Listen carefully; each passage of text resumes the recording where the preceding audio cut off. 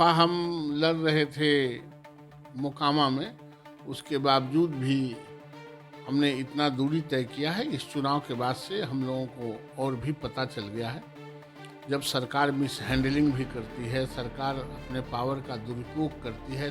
खेला तो हम लोग होने नहीं ना देंगे। वो खेला करेंगे तो खिलाड़ी हम लोग भी हैं ना, लेकिन होने नहीं दिए।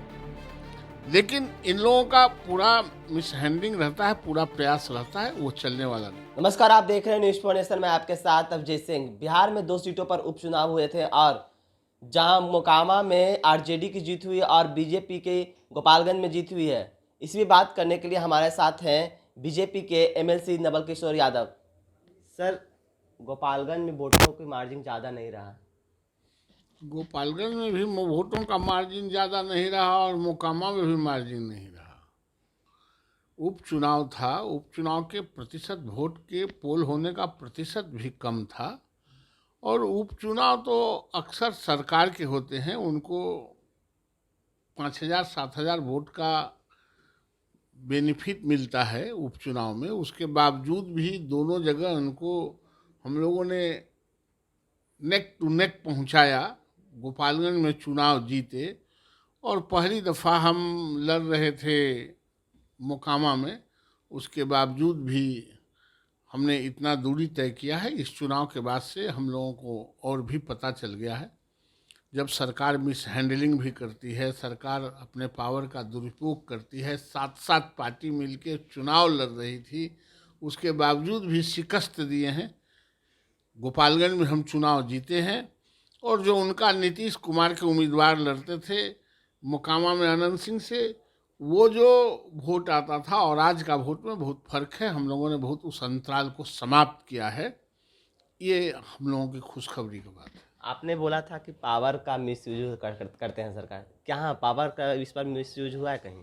काहे गोपालगंज में चुनाव रुकवाए हुए थे काउंटिंग में। मतलब खेला होने के खेला तो हम लोग होने नहीं ना देंगे।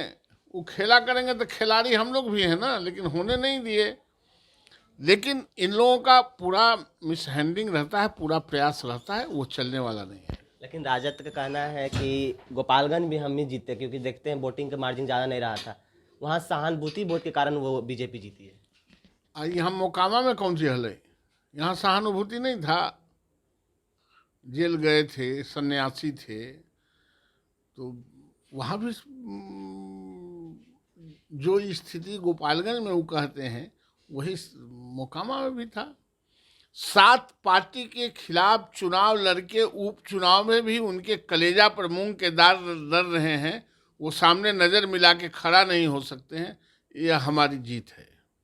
उनका कहना है इस जीत से कि बीजेपी को अब 2024 में भी साफ कर देना, 2025 में भी।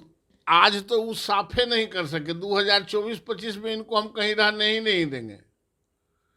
इनका लड़ने का तौर तरीका सब कुछ हम लोग समझ रहे हैं। ये 2024 और 25 में यह तो पता चल गया ना कि नीतीश कुमार जो कहते थे जिन वोटों पर कि हमारा है, आरजेडी में गए तो वो वोट उनके साथ नहीं गया, वो वोट हमारे साथ रहा। वरना दोनों को वोट जोड़ लीजिए तो कहाँ जाते हैं। वो वोट तो नीतीश कुमार वोटलेस हो गए। अब एक खत्म हुए, दूसरा को भी खत्म करेंगे। लेकिन उनका आरजेडी का ही कहना है कि वहाँ तो बीजेपी नहीं, नरेंद्र मोदी के नेतृत्व में लड़ा जा रहा था। तो अगर नरेंद्र मोदी भी यहाँ आते हैं तो वो भी जीतेंगे नहीं मोकामा में। नहीं, ऐसा है कि हमारे यहाँ नरेंद्र मोदी कहीं नहीं लड़ते हैं। नरेंद्र मोदी के छोटकन मोटकन नेता है, वही इनके लिए काफ़ी है। ये कहाँ नरेंद्र मोदी पर ताक रहे हैं? ये सब नहीं न चलने वाला है। नरेंद्र मोदी तो दुनिया के क्षितिज पर बड़ा चीज़ है। पैर उड़काने से कोई के लंबाई नहीं बढ़ता है, इसलिए ये भरम काम पाल रहे हैं।